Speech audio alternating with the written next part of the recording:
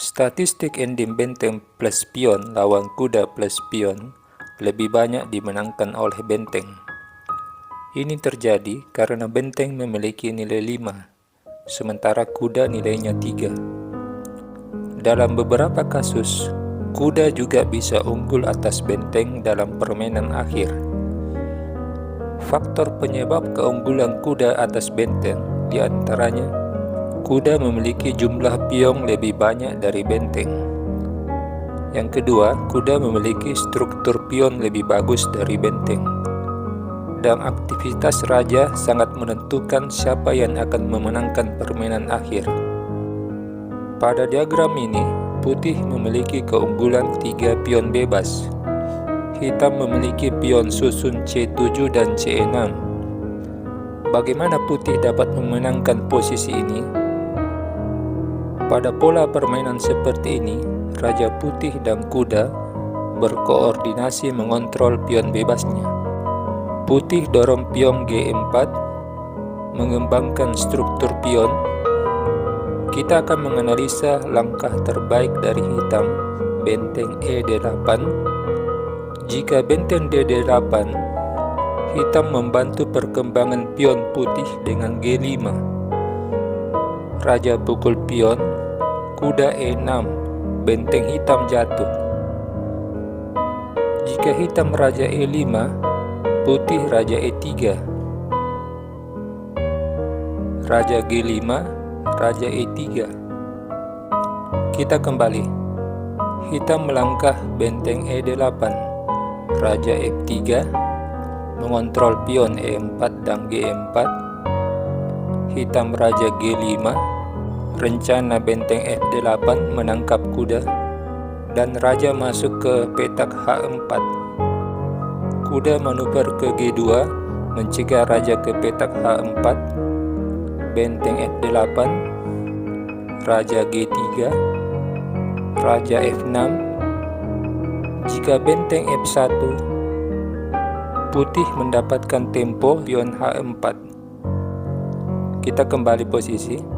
Di sini kuda melangkah ke H4, tujuan utama ke petak F3 menopang 3 pion bebasnya. Benteng D8, kuda F3, raja G7, putih dorong pion H4. Kedua pion ini jalan beriringan untuk memberi tekanan pada raja hitam. Hitam benteng D1, pion G5, benteng C1, kuda D4, jaga pion dengan rencana ke petak F5, raja G6, kuda F5, raja H5. Jika benteng pukul pion, raja G4, benteng G2, kuda G3, benteng pukul pion, putih dorong pion, raja G7, pion E5, benteng H2, pion E6, hitam dorong pion C5, putih H6, raja G6, pion E7, raja F7, H7. Langkah bagus jika benteng kali pion G6, raja pukul pion, putih E8 jadi menteri. Kita kembali. Di sini hitam pukul pion, kuda H5, benteng G2 cek, raja F5, benteng F2, raja G6, benteng F8, raja H6, benteng D8, G6. Dua pion bebas membuat hitam menyerah. Kita kembali ke posisi.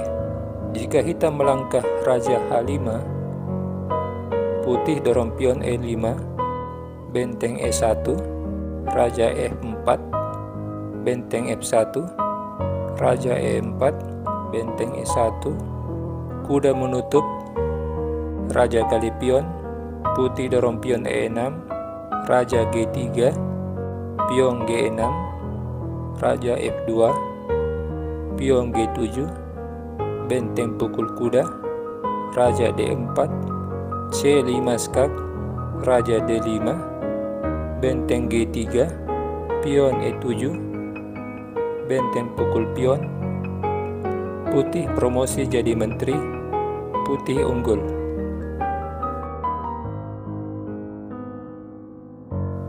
Selanjutnya kita beralih ke diagram kedua.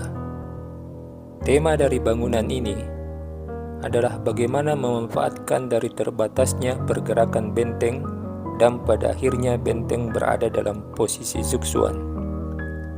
Posisi Raja Hitam dan letak pionnya memberi andil terciptanya posisi zugzwang. Kita lihat langkahnya. Kuda F4 memaksa benteng pukul pion, Raja F2, benteng G5 satu-satunya langkah benteng, kuda E6 kembali memaksa benteng ke E5. Jika benteng pukul pion atau benteng F5, ada garpuan kuda di G7. Begitupun jika benteng pukul pion D5, garpuan kuda di C7, hitam kehilangan benteng. Kita kembali di sini benteng E5, putih melangkah F4, kembali memaksa benteng putih ke E4.